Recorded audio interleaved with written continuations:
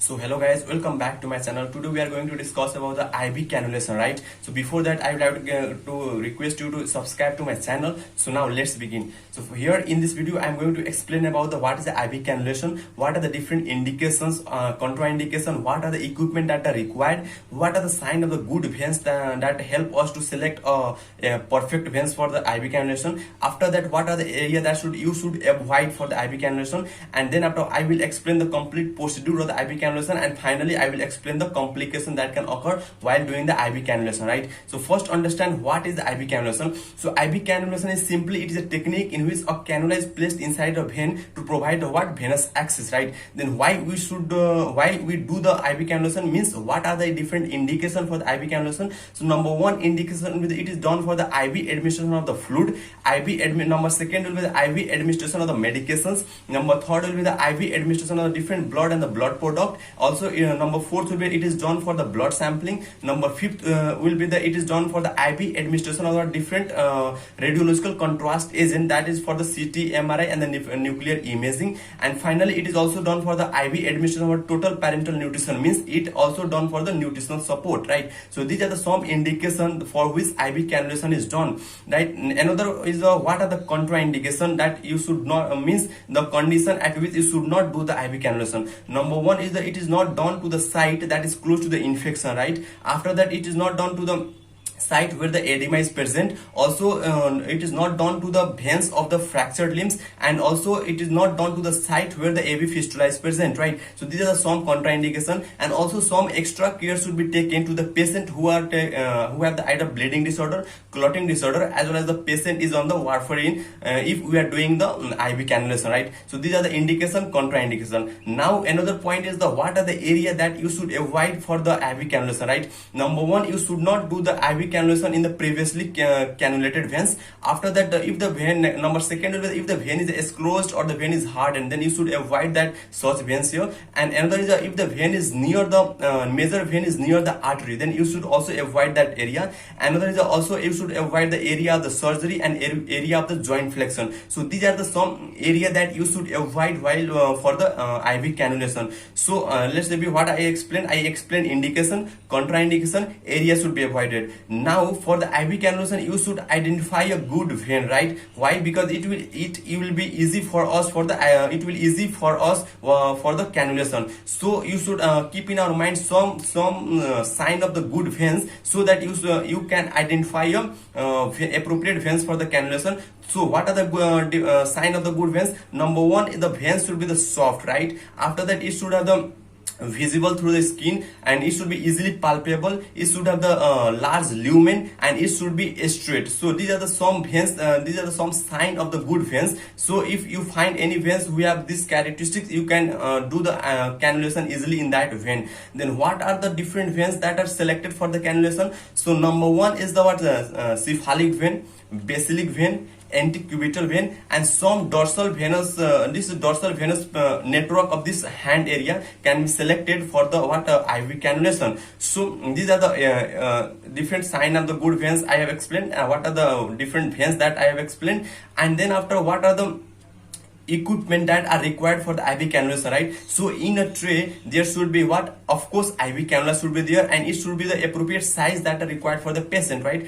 After that, what is the gloves should be there, one pair of the sterile gloves, then tourniquet should be there, and what is cotton swab should be there, and other saline floss or the sterile syringe or the fluid to be administered also should be there in the tray, right?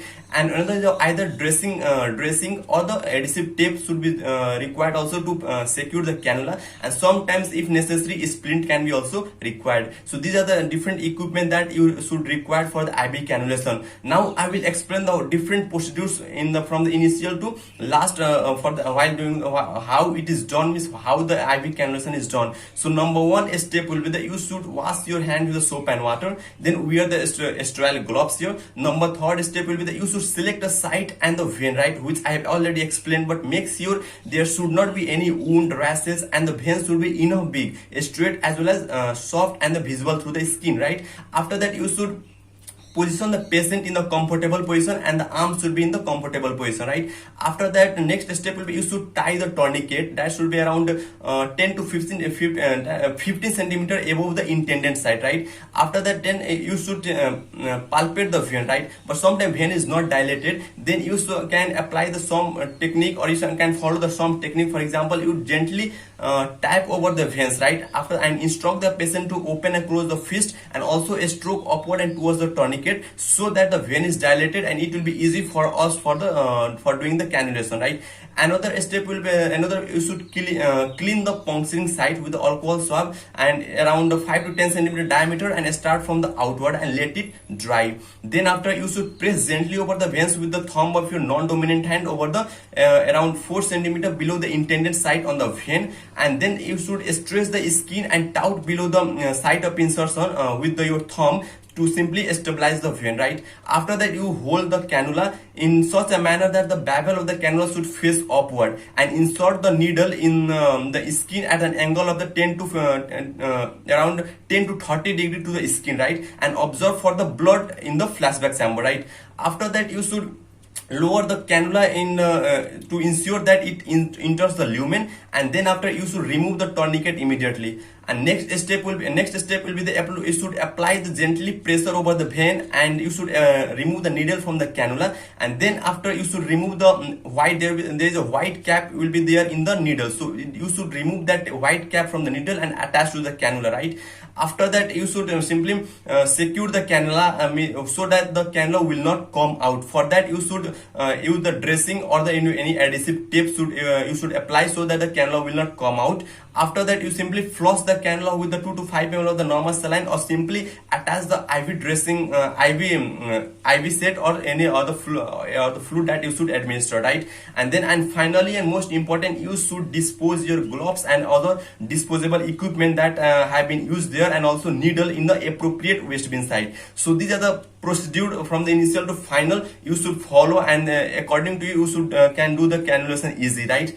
After cannulation or during the cannulation, sometimes some complication can occur, right? So you should identify it also. So what are the complications that can occur while doing the cannulation? Number one will be the artery or nerve can be punctured, right? Another is the complication can be the infection can occur to the site of the insertion of the needle, right? Another will be the infiltration can occur, cellulitis can occur, extravasation can occur, right? Also thrombophlebitis can also occur. Sometimes ear embolism, hematoma can also occur, right? So these are the complications while you can face sometimes while doing the IV cannulation. So this is the complete information I have explained here. So let's review in a short time. So I have explained what is the IV cannulation, what are the indications, contraindications, what are the equipment that are required for the IV cannulation, right? Then what are the area you should avoid. I have explained also what are the signs of the good veins that help us to identify the veins for the IV cannulation. Then I have explained the complete procedure here, and I have also explained what are the different complications that can occur while doing the IV cannulation, right? So I hope you have got some idea about the IV cannulation, and